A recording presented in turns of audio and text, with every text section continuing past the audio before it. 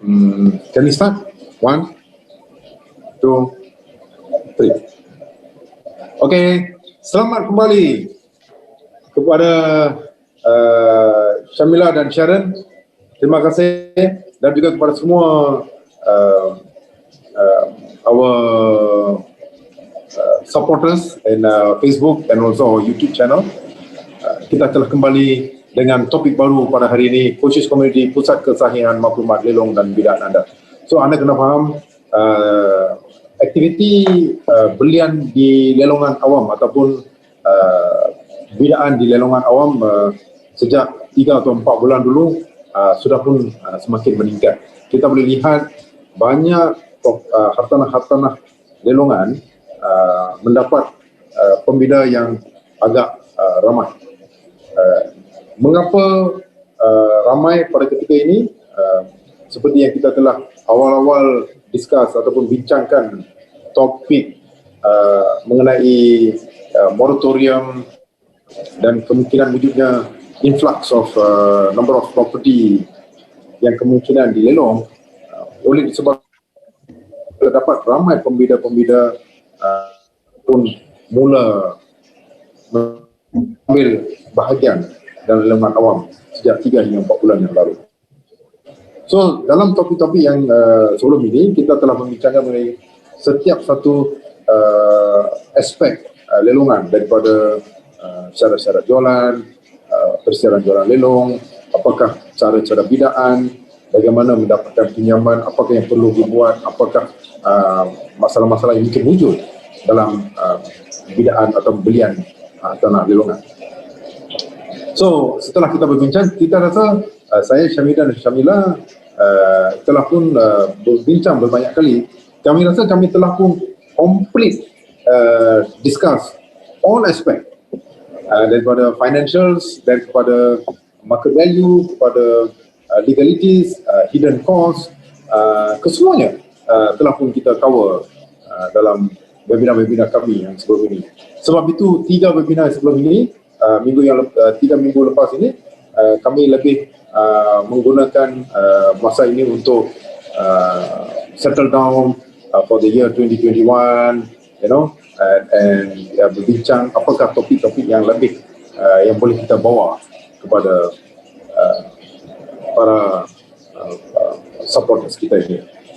So maka kita telah dapatkan satu lagi idea di mana kita ada menerima banyak persoalan-soalan secara persendirian ataupun daripada pembida-pembida kami. Maka we have a suggestion among us, and I think we agree di mana kita akan bincangkan soalan-soalan itu dan tengok macam mana ia dapat membantu, like FAQ, frequently asked question. Tengok macam mana kita boleh bawa benda ini ke depan untuk paparan our supporters ini. So Sharon, thank you very much. Happy New Year. Happy New Year. Syamila, you too. Thank you very much. Happy New Year 2021 Happy to New you. Year. Happy New Year. And I really hope that it will be a very fruitful year for all of us. Although now we are in a MCO, tiada masalah, we can still communicate, we can still do business.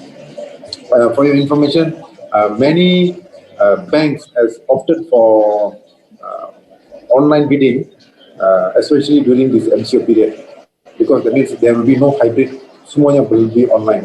So there will be more online bidding activities will happen from now onwards. So this will be a testing for most of the banks to do online bidding. So thank you very much again, Sharon, Syamila. Mungkin kita terus boleh zoom in ke topik kita pada hari ini. Saya FAQ, banyak soalan-soalan yang timbul. So untuk start the ball rolling, I have a question untuk kedua-dua panel kita. Apakah perbezaan antara membida atau membeli rumah atau hartanah yang merupakan leasehold, dan juga apakah kebaikannya membeli freehold? Apakah perbezaan kedua-dua ini? Sharon, Syamila, please, any one of you. Okay, Syamila, you go ahead. Syamila, please, Syamila. Yes. Okay. sesuatu hartanah sama ada leasehold atau freehold lah, iaitu sama ada hak milik pajakan atau hak milik bebas. Okey. Kita boleh lihat daripada dua aspek, iaitu satunya dari segi nilai. Sama ada memang terdapat perbezaan nilai pasaran di antara hartanah leasehold, hartanah hak milik pajakan dan juga hak milik bebas. Hak milik bebas nilainya akan diberi nilai yang lebih tinggi bergantung kepada hak milik pajakan. Okey, saya rasa yang itu semua pembeli memang sudah tahu aspek itu. Okey, dari segi aspek pembelian hartanah lelong, sama ada hak milik pajakan atau hak milik bebas, saya tidak mempunyai apa-apa masalah untuk menentukan sama ada prosedurnya prosedurnya sama atau tidak. Memang prosedurnya memang sama ada kamu membeli hartanah hak milik bebas atau hak milik pajakan. Cuma kita harus melihat kepada hak milik tersebut sama ada terdapat apa-apa sekatan kepentingan dalam hartanah tersebut. Kadang-kadang properti yang melibatkan hak milik pajakan terdapat sekatan kepentingan, iaitu perlu dapatkan kebenaran pihak berkuasa negeri. Jadi jika hartanah itu satu hartanah lelong dan dijual melalui satu private auction, bukannya lelongan di Mahkamah Tinggi atau di Pejabat Tanah, tetapi untuk laka auction memang kena dapat kebenaran pihak berkuasa negeri. Tetapi untuk hartanah yang dilelong melalui Mahkamah Tinggi atau Pejabat Tanah, kebenaran untuk pihak berkuasa negeri untuk membeli hartanah tersebut tidak terpakai. Jadi memang tidak terdapat apa-apa perbezaan untuk seorang peguam untuk membuat ataupun untuk menyempurnakan pembelian sesuatu hartanah pajakan atau hartanah hak milik bebas. Cuma lihat kepada sama ada terdapat apa sekatan kepentingan dalam milik tersebut. Kita mendapatkan kebenaran nilai hartanah tersebut sahaja. Bagi saya. Okey. Syamila, mungkin Sharon boleh touch up on this. Jika perbezaan di antara freehold dan ataupun pajakan dan juga bebas ini, saya rasa isu utama selalunya berbalik kepada nilai hartanah tersebut, nombor satu. Keduanya, time frame ataupun masa untuk complete the sale. Apa pandangan Sharon berkenaan dengan isu ini, Sharon? Okey, Syamila telah terangkan tadi mengenai situasi di mana if it's a auction by laka, then seseorang dan tanah itu adalah tanah pajakan dengan sekatan. Jadi memang kita tak boleh escape, kena apply, kena minta kebenaran pihak berkuasa negeri. So time frame di sana mengambil masa, based on my experience, it may take 6 to 9 months sebab it all depends on pemaju. Sebab pemaju kena dapatkan blanket consent, blanket consent to transfer dulu. Lepas tu kalau pembida itu ingin mendapatkan pinjaman bank, then kita perlu mendapatkan consent to charge. So tempoh di sana mengambil masa yang lama dan memang ada isu interest yang akan dikenakan. Okay, so dalam auction laka ni, it's very important, memang mustahak untuk mendapatkan extension of time dulu. Okay, so selalunya kebanyakan peguam, I'm talking about experience, kebanyakan peguam assume yang memang kena bayar interest tapi extension tu mesti dapat, tapi tak semestinya. So tempoh masa yang saya cakapkan tadi 6 to 9 months is my current file sekarang. 6 months to 9 months masih tak settle, masih tak dapat blanket consent lagi. So that is that is a issue. Itu menjadi satu masalah. Tapi soalan dia sekarang, adakah pembida tahu akan faham mengenai proses ini? Kebanyakan tidak. Kebanyakan pembida tidak akan faham sebab hanya peguam saja yang boleh explain dan menerangkan proses-proses yang akan timbul kalau sale by laka seperti yang Syamila terangkan tadi. So time frame, tempoh masa completion may be extended, akan dikenakan interest, sama ada akan masa tu dibenarkan untuk pelanjutan, it all depends on pihak bank. So again, it's satu keputusan atau satu decision yang perlu dibuat oleh pembida sama ada dia ingin proceed dengan such a purchase or not. But then again, as I said, bila pembida telah membida, dia tidak tahu sama ada developer dah apply blanket consent ke belum. Ini semua tugas peguam. So again, dia kena approach peguam untuk mendapatkan nasihat dulu, untuk tanyakan proses auction ni. Okay, dari segi nilai, kebanyakan orang seperti kita, everyone they know, dia orang akan tahu, tanah pajakan ni mesti murah lah daripada tanah freehold. Mengapa murah? Mengapa macam itu? Sebab 99 years lease, kerajaan boleh mengambil balik tanah pada tempoh penambatan 99 years lease tu. So bagaimana kita sebagai pemilik tanah pajakan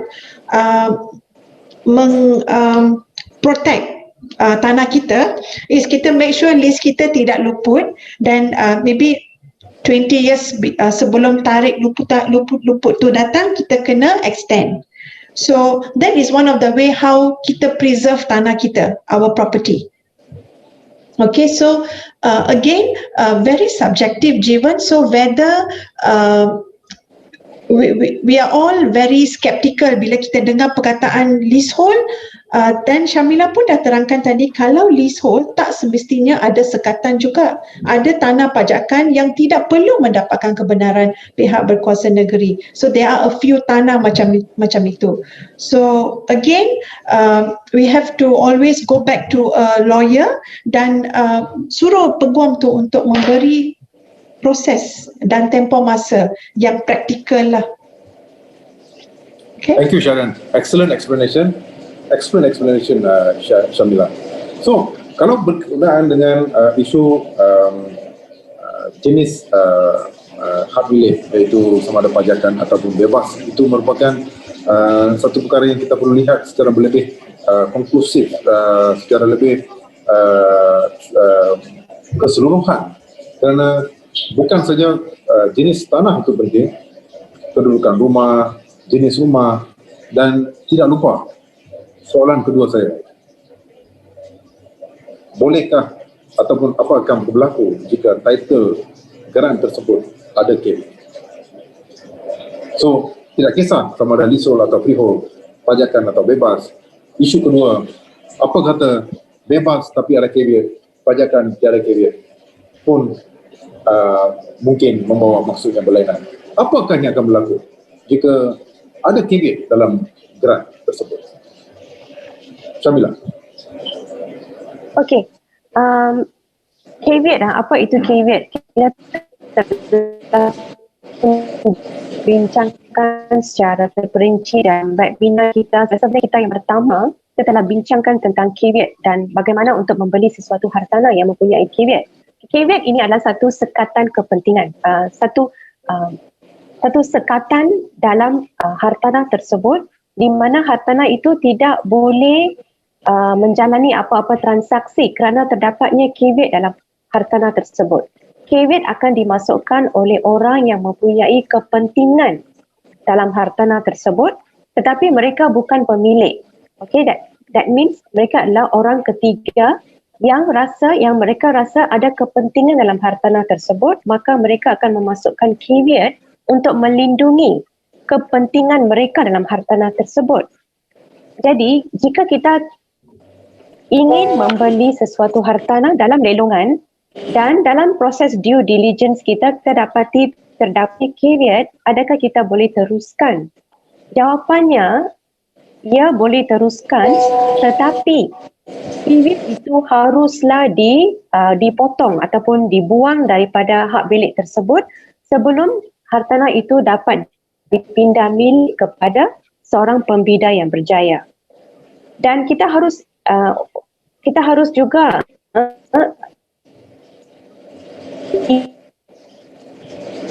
ingat bahawa bank mungkin tidak akan memberi pinjam kerana proses untuk memotong caveat ataupun untuk membatalkan caveat tersebut mengambil masa. Mungkin mengambil masa 6 bulan, mungkin 1 tahun, mungkin 2 tahun. Bergantung kepada tersebut. Jadi bergantung kepada sama ada siapa yang masukkan caveat, adakah orang itu mempunyai kepentingan untuk masukkan caveat. Dan kita juga harus ingat isu kos yang terlibat. Kosnya minimum, paling minimum pun dalam lingkungan 5,000, 8,000 atau seterusnya. Bergantung kepada berapa sama ada kes itu kes yang lebih kompleks atau tidak. Jadi kalau kita ada niat untuk membeli suatu harta yang mempunyai caveat, okey, buat caveat search. Tentukan siapa yang telah masukkan dan tentukan apakah alasan yang digunakan untuk masukkan caveat. Kemudian cuba hubungi orang yang memasukkan caveat. Okey, hubungi dia dan minta dia remove the caveat. Kalau dia tidak mahu remove the caveat, nanti barulah kita akan masukkan proceeding di mahkamah untuk membuang caveat tersebut. Jadi ini akan mengalami kos dan juga masa. Dan pada masa yang sama, bank tidak dapat mengeluarkan pinjaman dalam tempoh 90 hari atau 120 hari. Jadi kita harus keluarkan duit cash kita. Bila kita mampu untuk membeli secara tunai dan kita boleh proceed. Tetapi kalau kita ingin bergantung kepada pinjaman daripada bank, memang tidak berbaloi untuk membeli sesuatu hartanah yang mempunyai caveat. Kerana kemungkinan untuk hartanah tersebut dipindah milik kepada kita adalah agak tipis. Bergantung kepada siapa yang telah masukkan caveat dan alasan untuk caveat tersebut. Jadi selalu dapatkan nasihat guam sebelum kita membeli suatu hartanah yang mempunyai caveat secara lelongan awam. Thank you, Syamila. So, jika melihat kepada topik caveat ini, dia bukan saja bermaksud sama ada properti itu ataupun hartanah itu boleh dibida atau tidak. Kita juga perlu faham aspek apakah yang telah digunakan untuk memasukkan caveat. Itu satu perkara. Jika dia memang caveat itu mungkin boleh dikeluarkan ataupun dapat diselesaikan dengan cara yang mudah untuk kita masukkan nama pembeli baru, still coming back to our question to Sharon now, timeline for completion, jangka masa seperti yang Syamilah telah pun menyentuh. Apa pandangan Sharon pula berkenaan dengan wujudnya caveat dan completion period? Adakah ia memberi apa-apa kesan dalam completion period ataupun masa yang ditentukan 120 hari atau 90 hari yang telah ditentukan oleh dalam syarat-syarat bola? Sharon. Ya, so Syamila telah memberi explanation yang perinci mengenai apa itu caveat dan kewujudan caveat di ke atas harta tanah. Alright, so jangka masa again. Kalau seseorang itu telah mengambil pinjaman daripada bank dan caveat itu bank hanya akan release pinjaman tersebut apabila tiada caveat, then itu akan mengambil masa. But if it's a cash purchase, seorang yang membeli harta tanah melalui dengan tiada pinjaman bank melalui wang tunai, then dia boleh membayar wang tunai. So sama ada kewujudan caveat itu adalah satu risiko yang it's a calculated risk. So kalau saya seorang cash buyer, saya boleh control. Okay, so tempoh masa saya control sebab saya tahu bila saya kena bayar baki jualan tersebut. Alright. Tapi kalau saya mengambil pinjaman daripada bank dan tempoh masa yang saya ada tu memang tak banyak, sebab untuk mengeluarkan caveat, mula-mula nak buat caveat search untuk mendapatkan keputusan mengambil masa, dan selepas itu ingin contact orang yang memasukkan caveat ni. Kalau nasib kita baik, kita dapat, kita boleh berbincang, atau mungkin kena berbincang dengan peguam caveator tersebut. Itu mengambil masa. Dan ada kalanya caveator ni tidak ingin berurusan, dia hanya nak duit untuk mengeluarkan caveat. Itu adalah again another step. So all this negotiation process, perbincangan ini akan mengambil masa, dan masa satu, dan duit juga, sebab you kena buat bayaran untuk mengeluarkan caveat, untuk membayar balik caveator ni. Kalau benar orang yang memasukkan caveat ni ada kepentingan di atas harta tanah itu, dan dia boleh membuktikan, dan you sebagai pembida, you ingin sangat harta tanah ini, you ingin meneruskan, jadi you tak kisah nak buat bayaran pada dia. So again, satu keputusan yang pembida saja yang boleh buat untuk memastikan sama ada dia nak tunggu, dia nak beli, dia nak cancel, berapa yang dia akan rugi. So it's a decision for the bidder. Thank you Sharon. So kita telah berbincang berkenaan dengan topik-topik. So topik pada minggu ini ialah berkenaan dengan FAQ, frequently asked question, yang kita telah terima daripada our supporters kita, dan juga some of our clients yang telah berjumpa dengan kita untuk mendapatkan perkhidmatan guaman. So seperti yang Sharon dan Syamilah telah menyentuh tadi berkenaan dengan caveat, dan caveat itu bukan saja berkenaan dengan apa yang actually soalan seterusnya berkenaan dengan cost. Itu pun telah Sharon touch. Dia berkenaan dengan, bukan saja berkenaan dengan timeline kita akan mengalami masalah, kita tidak dapat complete, malah terdapat juga cost yang terlibat untuk kita bayar. So berapa perlu dibayar, itu satu perkara yang agak subjektif pada awal keputusan kita untuk membida. Keduanya, kos peguam juga terlibat dalam hal ini. So adanya caveat akan merumitkan lagi proses bidaan kita. Saya bagi contoh satu, Sharon, Syamilah. Okay, katakanlah ada satu hartanah ni, harganya, harga reserve-nya 180,000, dan katakanlah ianya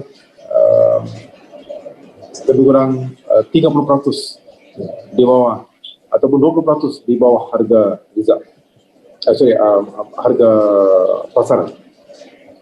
So harga pasarannya mungkin 310,000 atau 320,000 lah contohnya. Dan ada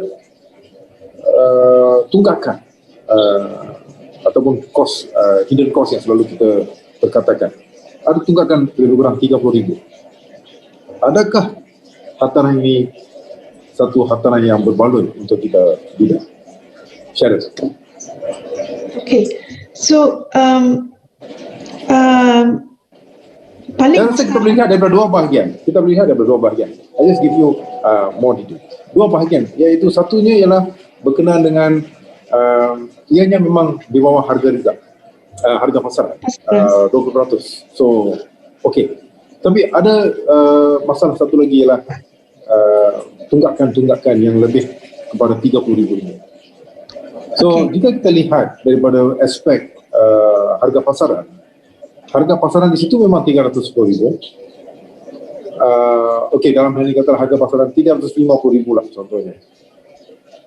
Dan 250,000. 250,000. Dan di sini kita ada tunggakan RM30,000. Maksudnya 210,000. Walaupun ada perbezaan RM40,000. Saya rasa untuk membayar atau untuk mengeluarkan wang sebanyak RM30,000, especially untuk tunggakan, di mana kita tidak boleh mendapatkan pinjaman, maka RM30,000 ini mesti datang daripada poket kita sendiri. Maka di sini ada satu isu yang saya rasa kita perlu highlight. Adakah ianya berbaloi untuk membina rumah untuk 180,000 jika maintenance nya 30? Itu soalan dia. Ya. So pandangan saya selalunya kalau ingin membeli harta tanah melalui auction, selalu kita tanya tujuan kita ingin membeli harta tanah tersebut. So kalau kita ingin membeli untuk tinggal, then obviously kita ada budget kita untuk masuk ke dalam rumah tu, ada kos-kos yang kita telah berbincang dalam webinar kita, what are the costs that wujud bila kita nak beli harta tanah melalui auction. So for me is a question, is a commercial decision, adalah satu keputusan komersial yang perlu dibuat oleh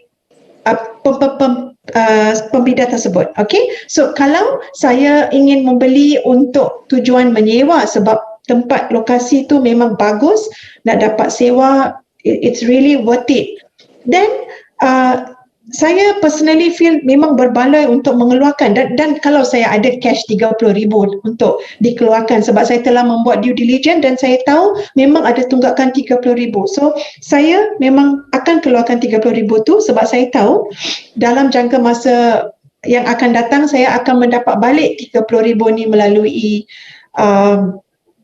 my return through rental, you see. So again, okay, soalan tu 30,000, tapi again it should come back to another question, ada apa-apa kos yang saya kena keluarkan, duit ekstra tak untuk rumah ni? Maybe rumah ni kena dibaiki, memang banyak repair work, so or there's a occupier dalam rumah tu, so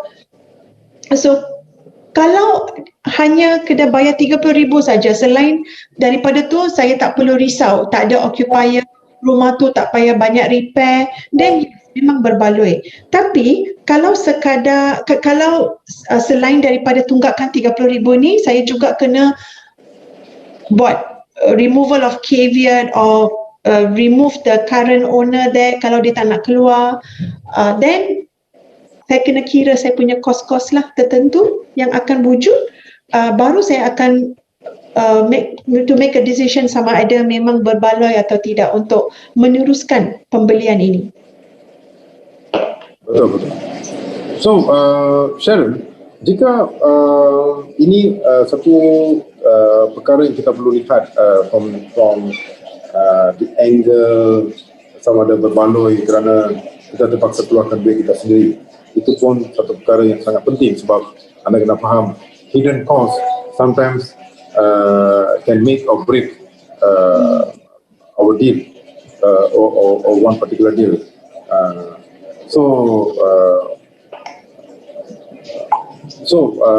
Adakah ianya akan memberi apa-apa perbezaan ataupun memberi jawapan yang berlainan untuk kita membida atau tidak? Mungkin bergantung kepada pembida-pembida yang sama ada mereka mempunyai in other words deep pocket untuk settle hidden cost sedemikian. Salah satu lagi perkara yang satu soalan yang telah kita terima ialah berkenaan dengan kadang-kadang kalau kita beli rumah yang strata title, yang especially apartment, kondo dan sebagainya, satu lagi isu yang selalunya timbul ialah berkenaan dengan parking lot. So adakah parking lot itu merupakan sebahagian daripada hartanah yang kita bida dalam rumah?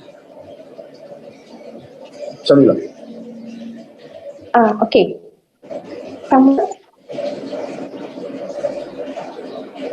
Yes. Can you hear me? Yes. Okay. Sama ada sesuatu hartanah itu termasuk parking lot atau tidak, mula-mula kita harus melihat kepada pengisytiharan jualan, iaitu POS, Proclamation of Sale, dan tentukan sama ada peta aksesori ataupun parking lot telah dimasukkan bersama dalam hak milik tersebut. Okay, melalui itu kita boleh tahu sama ada property itu ada parking lot atau tidak. Sekiranya tidak ada disebutkan dalam POS tersebut, kita haruslah menghubungi pihak pemaju untuk mengetahui sama ada parking lot adalah termasuk dalam hak milik tersebut. Sekiranya tidak ada parking lot, maka kemungkinan pembeli tersebut haruslah menyewa daripada pemaju atau sebagainya. Jadi pembeli boleh menentukan perkara ini dengan menghubungi pemaju ataupun pihak pejabat maintenance di hartanah tersebut untuk mengetahui situasi yang sebenarnya. Sama ada dia harus membayar, membeli secara berasingan atau menyewa parking lot tersebut. Tapi selalunya sekiranya hak milik hartanah itu telah dijual bersama dengan parking lot kepada seorang borrower yang tidak membayar pinjaman tersebut, maka parking lot akan termasuk dalam lelong, dalam hak milik tersebut, iaitu parking lot juga akan dilelong bersama dengan hartanah tersebut. Dilihat kepada perisytiharan jualan dan tentukan dari sana. Thank you, Syamila. Apa pandangan Sharon dalam hal ini berkenaan dengan apa yang telah Syamila perkatakan berkenaan dengan audisi berbaloi atau tidak dalam bahagian bidaan sama ada parking lot itu sebahagian. Bagaimana kita nak tahu perkara itu? Okay, so the issue on parking lot memang mustahak sangat. It's very interesting sebab based on my experience di mana perisytiharan jualan saya they did not mention, diorang tak tulis yang ada peta aksesori. So kita memang bila kita tengok perisytiharan jualan tersebut memang tak dimasukkan. Actually it was an error.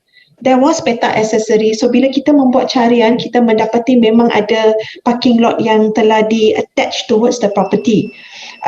But when kita ada setengah management office pun tak boleh memberi explanation on this parking lot sebab sometimes certain parking lot memang akan didaftar di dalam hak milik strata dan ada parking lot yang it's not included in the strata.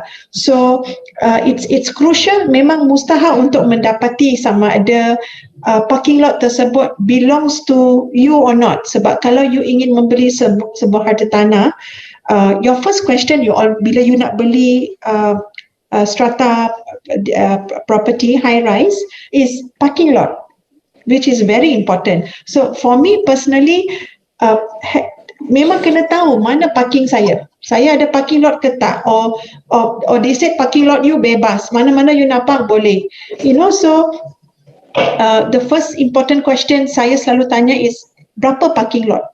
Saya tak tanya sama ada parking lot ke tak, saya akan tanya ada berapa unit parking lot. Sebab for me it's important to have a parking lot bila you beli a high rise unit, either an apartment or a condominium. But juga depends on whether but if it's a 5-story walk-up apartment, then maybe there may not be a parking lot assigned to a bidder. So it all depends on what you are buying. So seperti yang Syamila terangkan tadi, you have to check your perisytiharan jualan, your proclamation of sale untuk memastikan sama ada tak parking lot.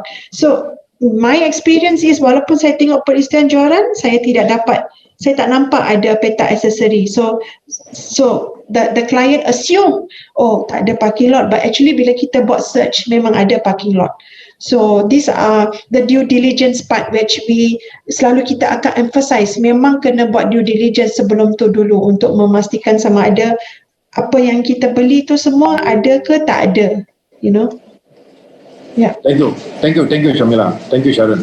So satu perkara yang sangat penting sebab kadang-kadang the parking lot, kewujudan parking lot itu boleh menentukan sama ada one particular deal itu dan or not. Sebab mengapa untuk certified properties, untuk property seperti yang apartment high rise, parking lot merupakan satu lagi added advantage ataupun value tu bertambah in accordance with the number of parking lot. Is it available? Yes. And if is it available, berapa unit? So all this contributes to the value. So this from here it comes to another topic. Topik lagi satu topik yang mungkin yang almost nearest to this topik soalan tadi, iaitu berkenaan dengan parking lot. Topik kedua, topik seterusnya atau soalan seterusnya yang saya rasa yang perlu kita lihat ialah berkenaan dengan apa pandangan Sharon untuk memindah pada satu hartanah yang tiada individual title dan developer pun sudah wind up. So, adakah Sharon akan meneruskan pembidaan ataupun memberi cadangan kepada pembida untuk membidah atau giving a green light to the pembida? Apa pandangan Sharon? Okay, saya kalau bertanya dengan saya sebagai seorang peguam, kalau peguam mengendalikan harta tanah yang tak ada pemaju, kita kena deal dengan liquidator, memang susah sangat. Memang kita tengok saja alamat developer dah wound up. We take a step back, kita undur satu langkah belakang sebab kita was-was, kita rasa takut dengan jangka masa yang akan diperlukan untuk complete this transaction. So, kalau harta tanah itu tiada strata title, developer pun dah wind up, apakah kesannya? I mean, what are the chances untuk kita mendapatkan strata title? Apakah chances dia? Itu satu. Keduanya, bolehkah kita mendapat pinjaman? Itu kedua. Betul. So that's also important. So we start asking all these questions. Tapi the best part is harta tanah inilah yang akan selalu dilelong below market value. So these are the good properties to buy. But properties tu good, but completion tu kita nak complete the transaction, tukar nama, itu semua mengambil masa. Dan actually it's a very interesting question about whether you want to make a decision to buy or not. So kalau saya tidak akan sentuh harta tanah ini sebab saya tahu bila strata title akan keluar, I may not see the strata title. I may not.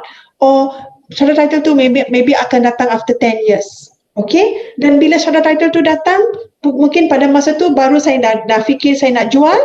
Liquidator ada dia punya tema-tema dan syarat-syarat untuk kita comply sebelum dia memberi kebenaran untuk kita menjual.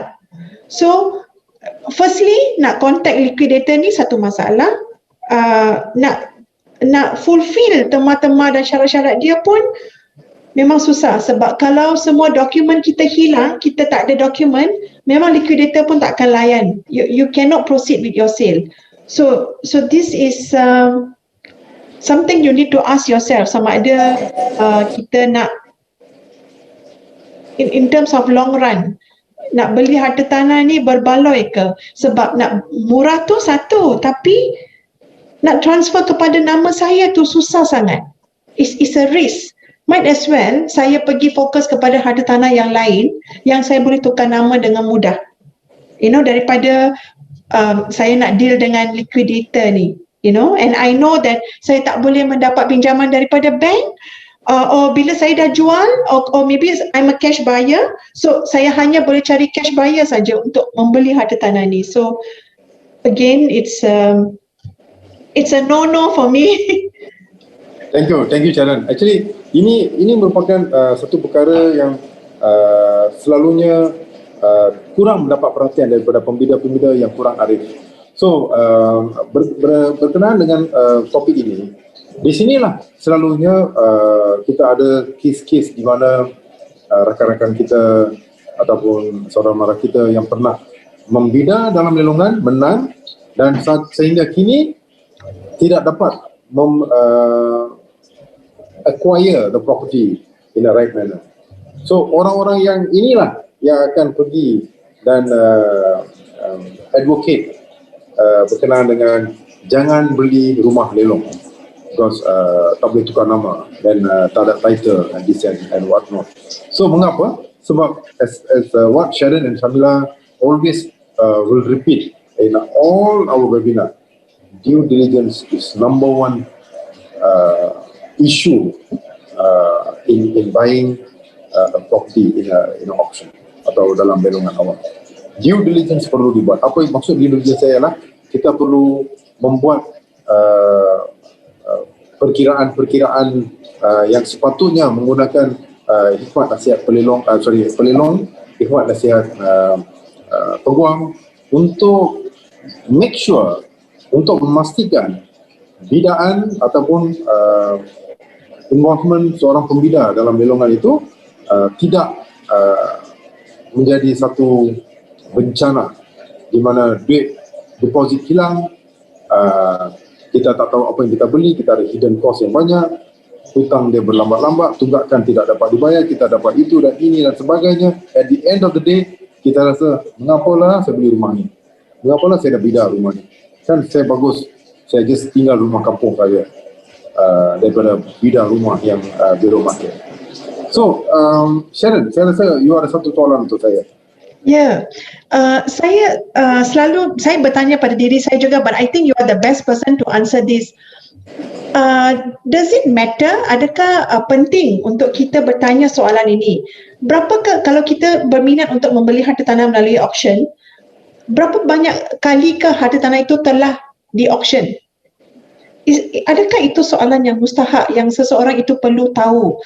Sama ada sebelum dia membeli dia kena tanya dulu, tanah tu property tu pernah auction ke, berapa kali, ini kali ke berapa? So adakah itu mustahak? Okay, thank you Sharon. Satu soalan yang cukup menarik. Okay, sebenarnya kadang-kadang bila bayi kecil, bila dia menangis, dia ada faktor-faktor dia. Contohnya dia mungkin lapar atau dia perlu ditukar lampin atau sudah tiba masa untuk tidur dan sebagainya. Same thing in this soalan. Jadi mengapa soalan ini ditanya oleh pembida? Ia untuk menjawab keseluruhan maksud saya keseluruhan information yang saya perlu untuk saya buat keputusan sama ada ianya berbaloi atau tidak. Bila saya tanya pasal berapa kali ke berapakah lelongan ini, kalau saya kata kali pertama, maksudnya harga pasaran dan harga reserve adalah sama. So bagi saya not that good. Okay. Keduanya pula kalau dia soalan jawapannya ialah sudah beberapa kali. Dua jawapan, dua perkara atau dua isu akan timbul untuk seorang pembida. Jika sudah berkali-kali, katalah ini kali ketiga, kali keempat. Nombor satu, saya tahu ianya di bawah market harga pasaran. Okay, very good. Keduanya juga akan timbul kepada orang yang little bit careful, ialah mengapa dia tidak dibida awal-awal lagi. Maksud dia mesti ada isu dalam rumah ni. Dan dia akan cuba dapatkan apakah maksud sebenar selain daripada rumah itu tidak dibida beberapa kali itu disebabkan oleh apa? Adakah kerana rumah itu memang tidak nilai pasarannya bukan setinggi itu? Keduanya, memang dia ada harga pasarannya memang lebih tinggi tetapi sudah pun kurang, still orang tak beli disebabkan apa? Bukan saja dalam bab tunggakan ataupun title, boleh transfer, tak boleh transfer, ada parking lot, tak ada parking lot. Kadang-kadang ini mungkin berkenaan dengan property itu sendiri di mana jiran sebelah, jiran belakang, jiran depan ataupun ada apa-apa perkara yang pernah berlaku di dalam rumah tersebut. So sebab itu kalau kita lihat it's a rule of thumb kind of thing. Kali keberapa Lelong? Kali kedua. Bagus. So I know it's good to ask further.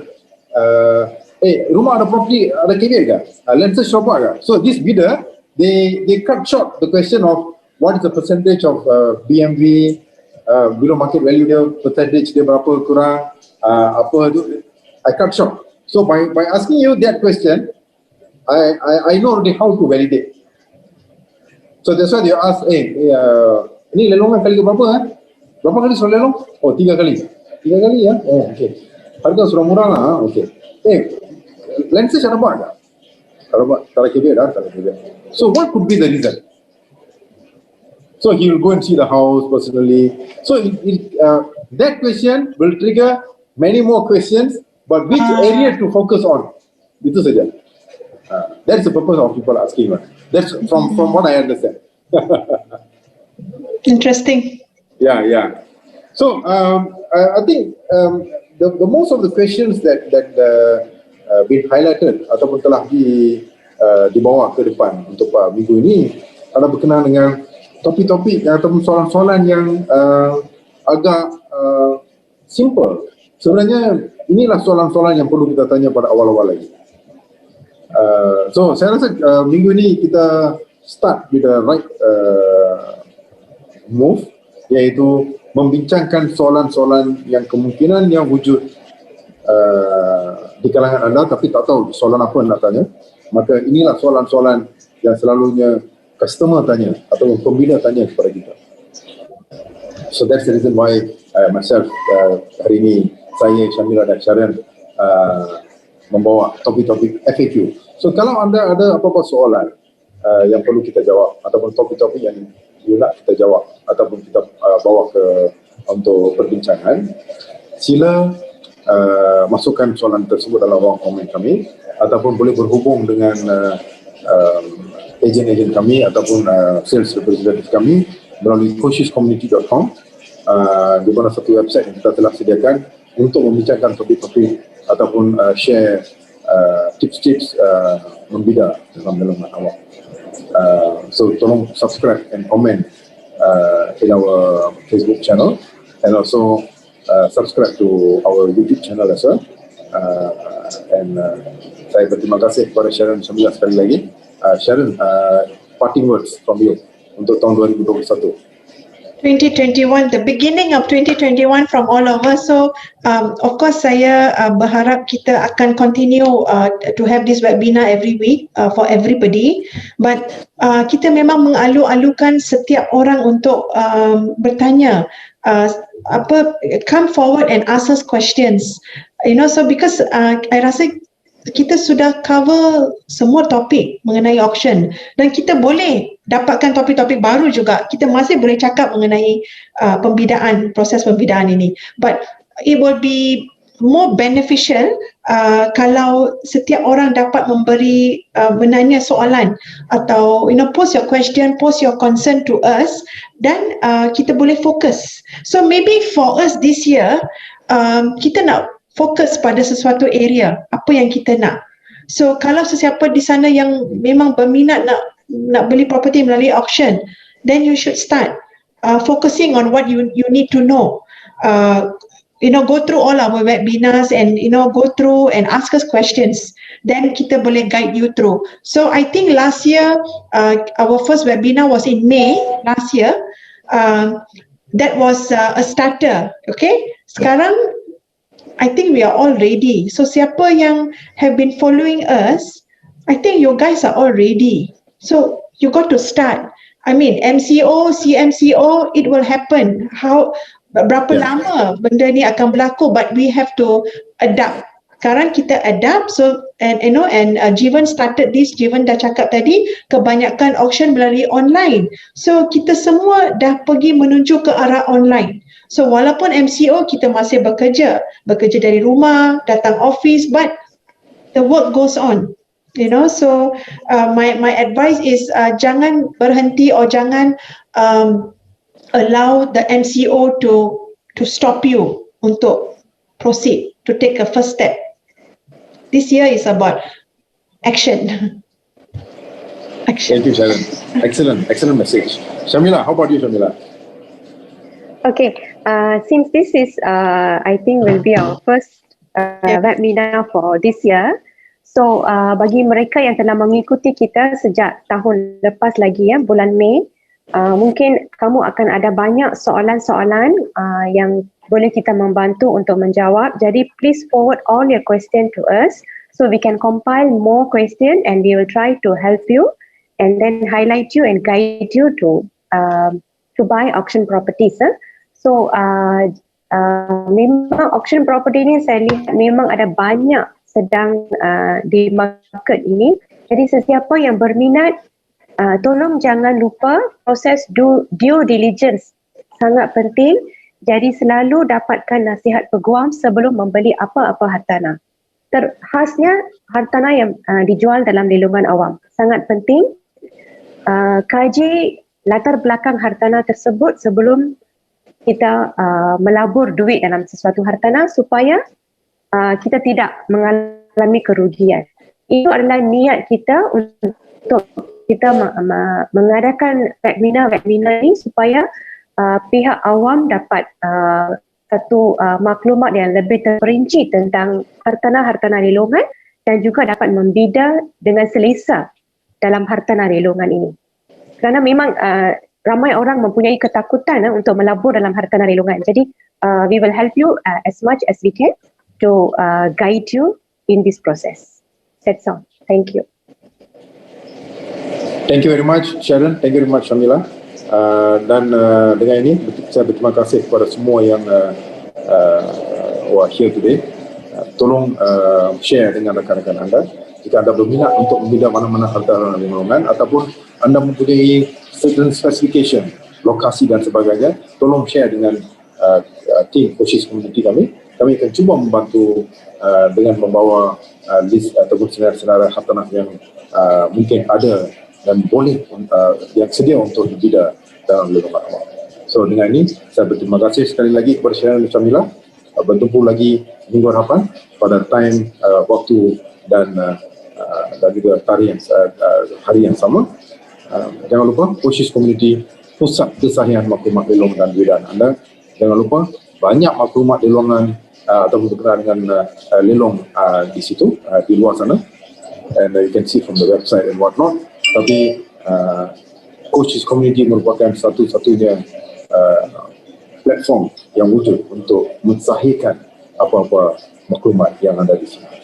So untuk bantuan sila berhubung dengan kami dan jangan lupa pada waktu yang sama minggu depan kita berjumpa lagi.